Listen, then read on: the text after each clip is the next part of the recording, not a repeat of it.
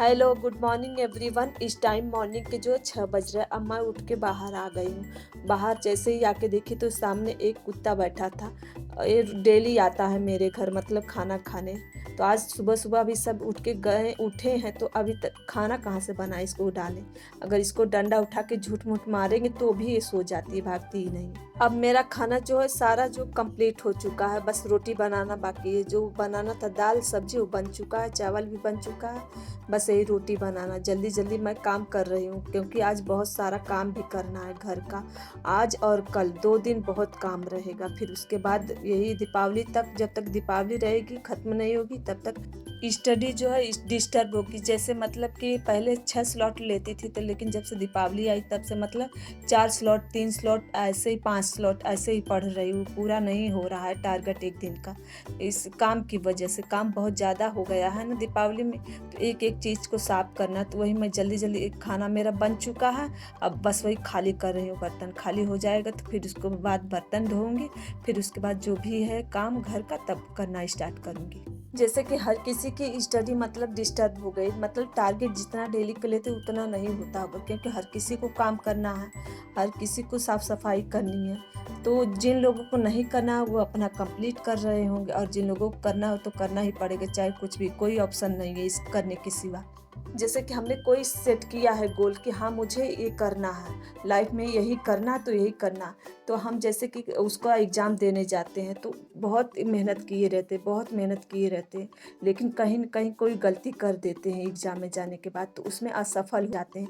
तो एक बार असफल होने के बाद कुछ लोगों के अंदर एक डर बैठ जाता है कि हाँ मैं कोई गोल दूसरा सेट करूँगा तो उसमें भी असफल हो जाऊँगा, और लोग क्या कहेंगे कि दोबारा एग्ज़ाम दिया या कुछ किया उसमें भी असफल हो गया, ये लाइफ में कुछ नहीं कर पाएगा। अनाप शनाप मतलब दिमाग में आते रहते। हर रोज करोड़ों लोगों के दिमाग में एक बात आती है कि how to become a successful person, पर इनमें से ज़्यादातर लोग जो है पास्ट में खुद की मिली हुई असफलता के कारण जो है सोच सोच कर परेशान होते रहते। उनका मानना है कि मैं पहले भी उस काम में असफल हो गया था, आगे भी हो सकता है असफल हो जाऊं। तो यही दिमाग में मतलब विचार आते रहते हैं। अब दोबारा ऐसा हो गया तो लोग क्या कहेंगे, या ऐसा सोच सोच के आगे कभी भी अपना कोई लक्ष्य नहीं बनाते, यानी कि कोई काम शुरू करने से पहले ही घबरा जाते हैं। दुनिया में जितने भी सक्सेसफुल लोग हैं उनमें से 60% ऐसे लोग हैं जिन्होंने अपनी लाइफ में जो भी पहला काम किया होगा उसमें असफल ही हुए हैं, सफल नहीं हुए हैं। कई बार करने के बाद ही सफल हुए हैं। अगर लोगों के चक्कर में पड़ के उन लोगों ने अपना लक्ष्य न बनाया होता, सोचिए उन लोगों की हालत क्या हुई होती।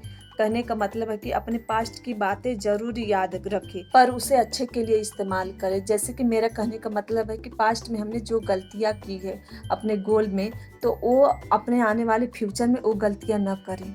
तो ये सोचकर अपने गलतियों से कुछ सीखना है। हमें पास्ट में हुई गलतियों से मतलब कुछ सीख के अपने सेल्फ कॉन्फिडेंस को बढ़ाना है। पास्ट में मिली असफलता इस बात का सर्टिफिकेट नहीं देती कि आगे चलकर हम लाइफ में कामयाब नहीं हो पाएंगे। अब तक हमने जो गलतियां की हैं उनको सुधारने का टाइम यही है। अगर सुधार लेंगे तो सही है, यही टाइम सही है सुधार करने का। हेलो एवरीवन, इस टाइम जो है दोपहर के 3 बज रहे हैं। अब मैं जा रही हूँ अपनी स्टडी स्टार्ट करने। देखिए 3 बजे से मैं जो है जीके जीएस करूँगी, तो इसमें मुझे लगता है एक ही स्लॉट मैं करूँगी। तब तक कम से कम 1-2 घंटे तो लगेगा ही इसको कंप्लीट करने के बाद, तब तक शाम हो जाएगी। तो आज इतना काम था, लेकिन आज काम पूरा नहीं हुआ। कल भी करना पड़ेगा, तब जाके पूरा होगा। तो चलिए तब स्टार्ट करते हैं अपना स्लॉट। जैसे कि बहुत से लोग पूछते हैं कि आप जीके जीएस कहाँ से पढ़ती हैं।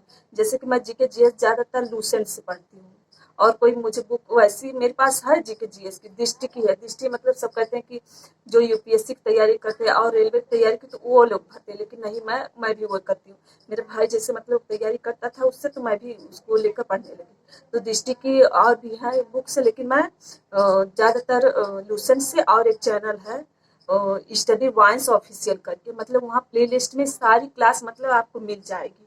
ये नहीं कि आपका कोई क्वेश्चन, जैसे कि मैं उसी में से देख के कॉन्स्टिट्यूशन जो पूरा कंप्लीट कर ली, इंडियन हिस्ट्री मतलब world history, world geography complete हो गया। अब मैं वर्ल्ड मतलब इंडियन जियोग्राफी कंप्लीट कर रही हूँ इस टाइम।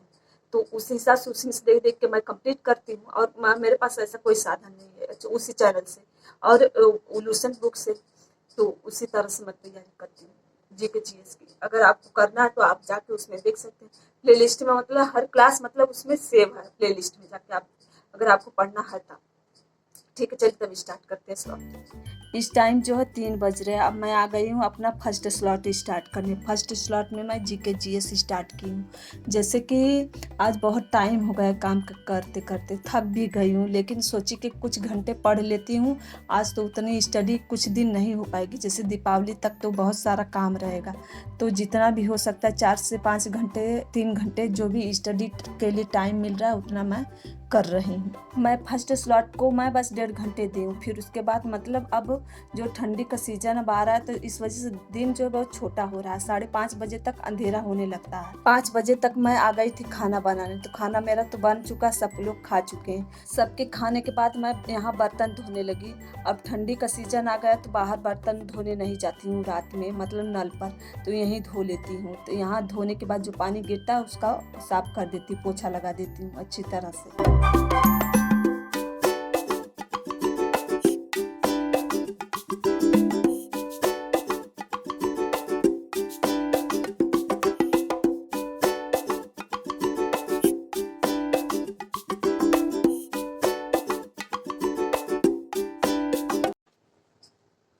हेलो एवरीवन, इस टाइम जो है रात के 8 बज रहे हैं। जो सारा काम था मैं खत्म कर ली।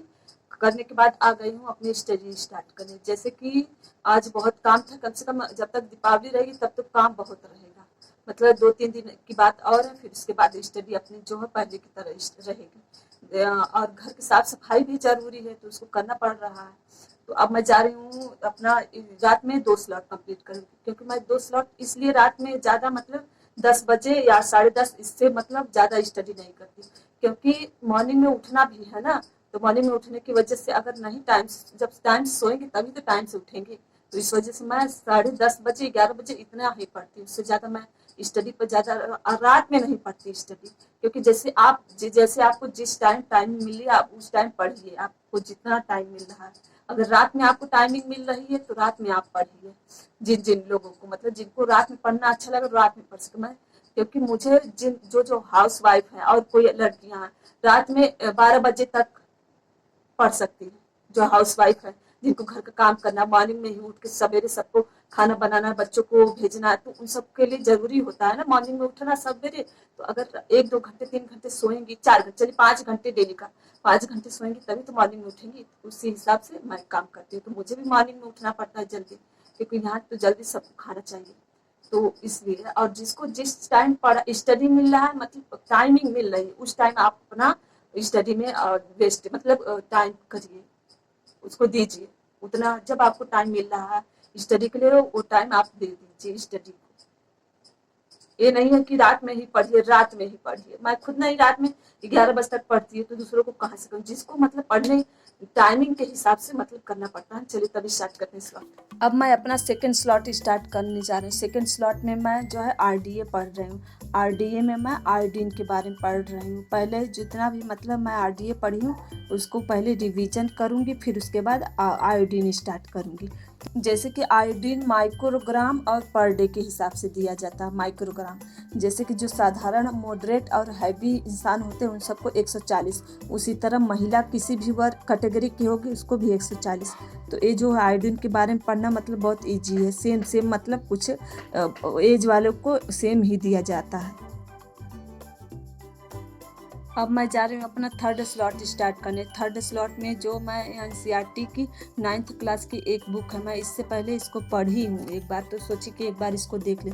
इसमें जितना भी चैप्टर दे सब हेल्थ साइंस से रिलेटेड देखिए, पट्टियों के बारे में और प्राथमिक चिकित्सा, घरेलू दुर्घटनाएं, सब इसमें मतलब दिया गया जो 9th क्लास की एनसीईआरटी है। रोगी का कमरा, रोगी का बिस्तर कैसा होना चाहिए, जो रोगी के बिस्तर के बारे में एक बार होम साइंस में पूछा गया है। तो सारा जो है हेल्थ साइंस से रिलेटेड जो भी चैप्टर इसमें दिया गया, औषधियों के बारे में दिया गया। इस बुक को एक बार पढ़ चुकी तो सोची कि एक बार आज मतलब उतना तो नहीं पढ़ पाई टारगेट में, लेकिन सोची कि आज इसका जो भी पढ़ी उसका रिवीजन कर लेती हूँ, एक बार देख लेती हूँ। जैसे होम साइंस का सिलेबस है, जितने मतलब लोग 1-2 बार पढ़े हैं तो उन सबको बस यही कहना चाहूँगी कि अगर आप रिवीजन नहीं कर पा रहे तो हफ्ते में मतलब 1 वीक में एक बार 2 बार देख लीजिए।